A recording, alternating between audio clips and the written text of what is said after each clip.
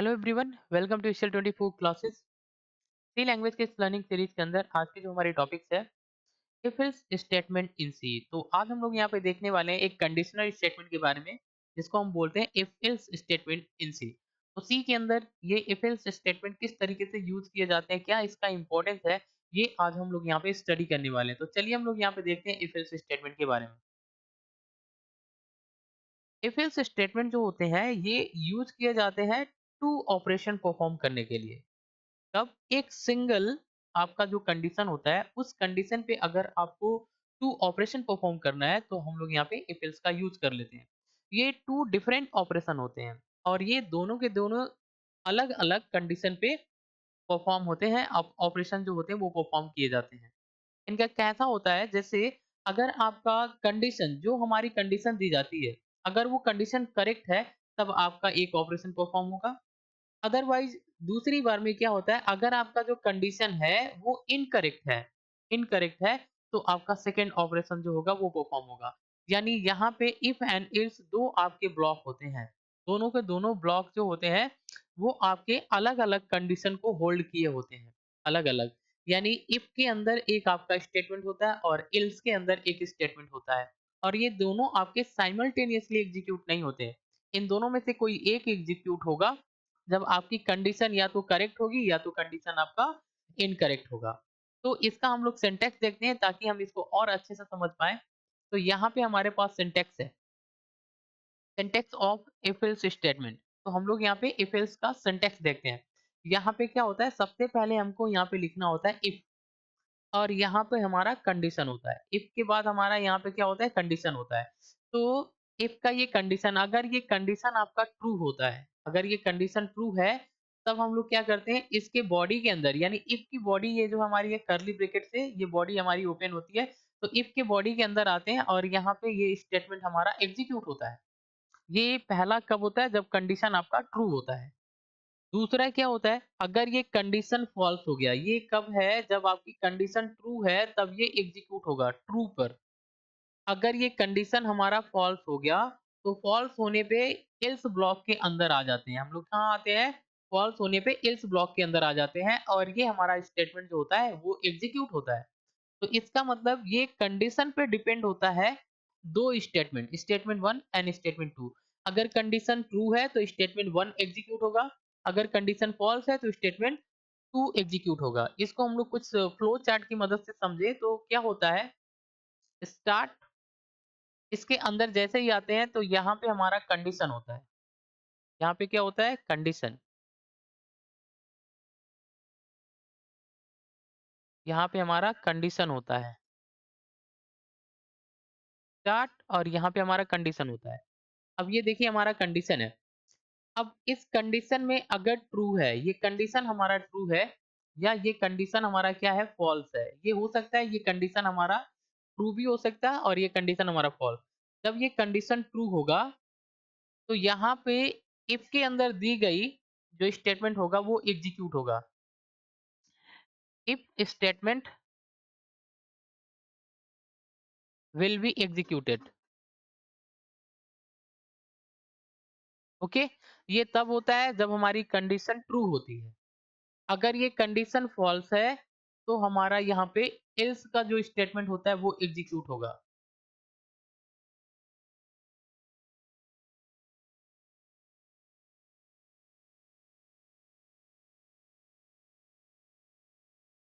Else statement जो होगा वो एग्जीक्यूट होगा।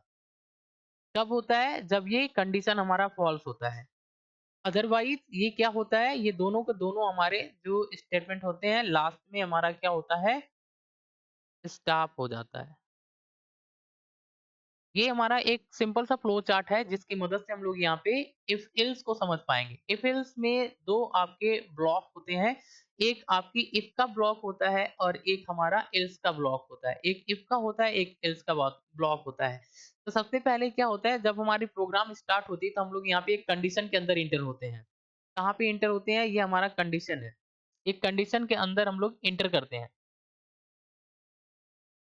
कंडीशन।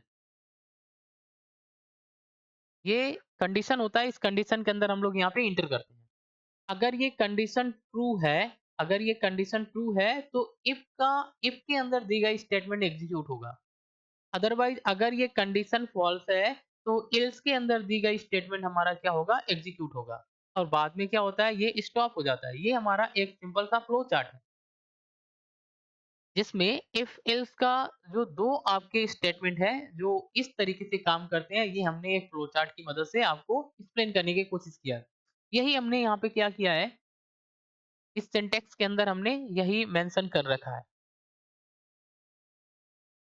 ठीक है, देखिए यहाँ पे क्या है, जिसे हम लोग आते हैं, पहली हमारी कंडीशन होती है इफ। ये हमारी कंडीशन है, ये कंडीशन अगर ट्रू है तो यहाँ इफ के अंदर दी गई स्टेटमेंट एग्जीक्यूट होगा। अगर ये कंडीशन फॉल्स है तो इल्स के अंदर दी गई हमारी स्टेटमेंट जो होगा वो एग्जीक्यूट होगा। तो कुछ इस तरीके से हमारा क्या होता है, इफ इल्स जो होता है वो काम करता है। चलिए एक कोड लेते हैं ताकि हम इसको अच्छे से समझ पाए। यहाँ पे हमने एक कोड लिया है, तो हमको सी लैंग्वेज के अंदर एक प्रोग्राम लिखना है और इसमें चेक करना है एक कैंडिडेट जो है ये वोट के लिए एलिजिबल है या नहीं है, ये हमको चेक करना है। ठीक है, तो सी के अंदर हम इस कोड को किस तरीके से राइट कर सकते हैं, ये देखिए यहाँ पर इस तरीके से जो हमने दिया है।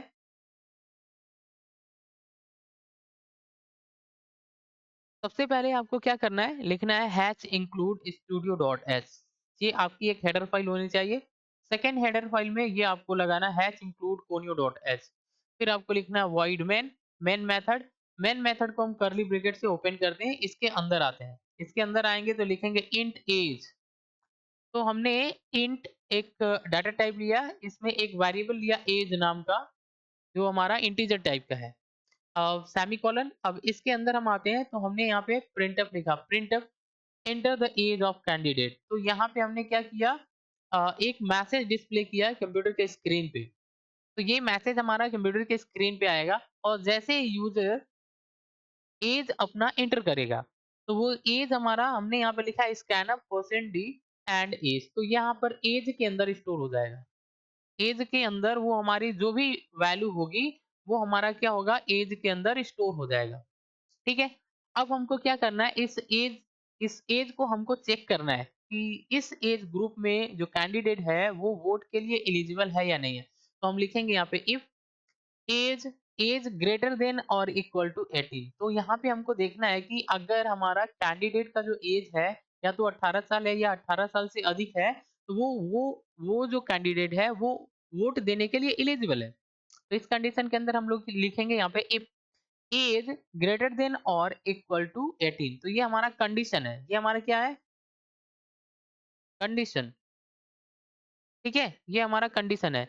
अगर ये कंडीशन हमारा ट्रू होता है तो हम इफ के अंदर इंटर करते हैं, इफ के अंदर इंटर करते हैं और यहाँ पे जो हमारा है स्टेटमेंट प्रिंट हो जाता है। तो ये हमारा मैसेज आएगा age of the candidate age percent d. जहां पे हम लिखते हैं परसेंट डी, यहाँ पर स्टूडेंट का जो होगा, यो कैंडिडेट का जो एज होगा वो यहाँ पे डिस्प्ले होगा, विच इज एलिजिबल फॉर वोट, जो हमारे वोट के लिए एलिजिबल है। ठीक है, तो यहाँ पे हम क्या करेंगे, इफ की बॉडी को क्लोज कर देंगे। ये हमारा स्टेटमेंट तब एग्जीक्यूट होगा जब ये कंडीशन ट्रू होगा। अगर ये कंडीशन हमारा फॉल्स है तो हम लोग यहाँ पे एल्स ब्लॉक के अंदर आ जाते हैं। ठीक है, इस ब्लॉक के अंदर आएंगे तो यहाँ पे इसके अंदर दी गई स्टेटमेंट जो होगा वो एग्जीक्यूट होगा। तो यहाँ पे हमने लिखा है printf age of candidate age percent d, यहाँ पे एज आएगा which is not eligible for vote, जो वोट के लिए एलिजिबल नहीं है। तो इस तरीके से हमारा दोनों स्टेटमेंट चलेगा, एक इफ चलेगा एंड सेकेंड जो होगा वो एल्स चलेगा। तो इन दोनों में हमारे पास ये है, ये जो कंडीशन है, ये अगर ये कंडीशन ट्रू है तो ये हमारा स्टेटमेंट एग्जीक्यूट होगा। अगर ये कंडीशन फॉल्स है तो ये हमारा स्टेटमेंट एग्जीक्यूट होगा। इस तरीके से क्या होता है, ये दोनों हमारा काम करता है if and else.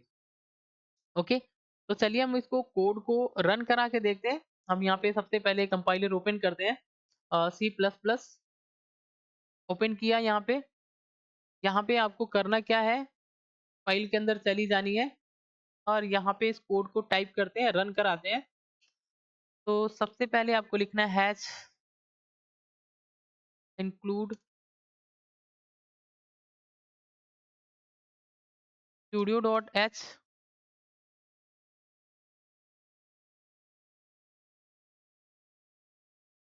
Include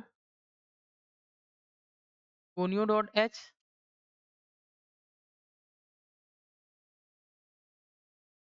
wide main, int as,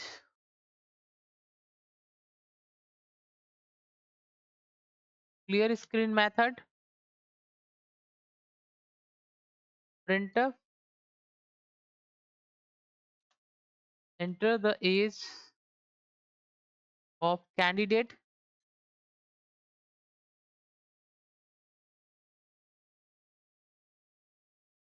scanf, percent D,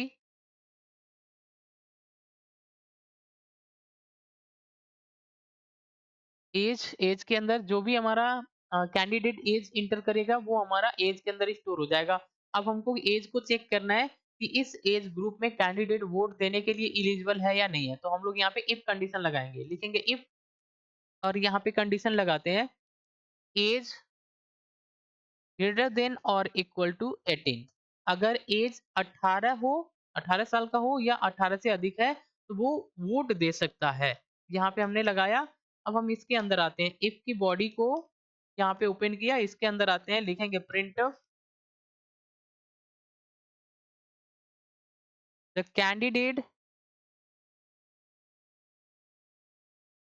candidate age of the candidate is percent d which is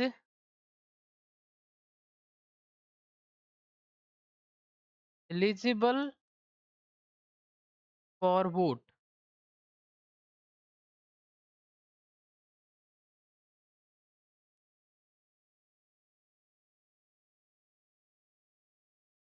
इस printf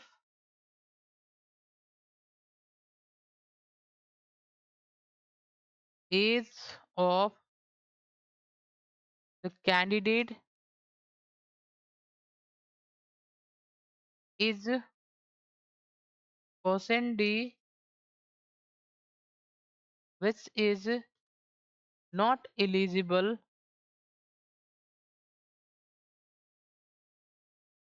for vote।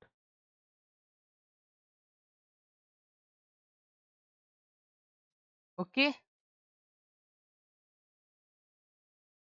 गेटसीएस method use कर लेंगे। लास्ट में हम लोग यहाँ पे करली ब्रैकेट को क्लोज कर लेते हैं। तो यहाँ पे देखिए ये हमारा मेन मेथड, यहाँ पे आपको मेन मेथड लगाना है। मेन, ये हमारा मेन मेथड है। मेन मेथड की यहाँ पे हमने क्या किया, करली ब्रैकेट ओपन किया, बॉडी।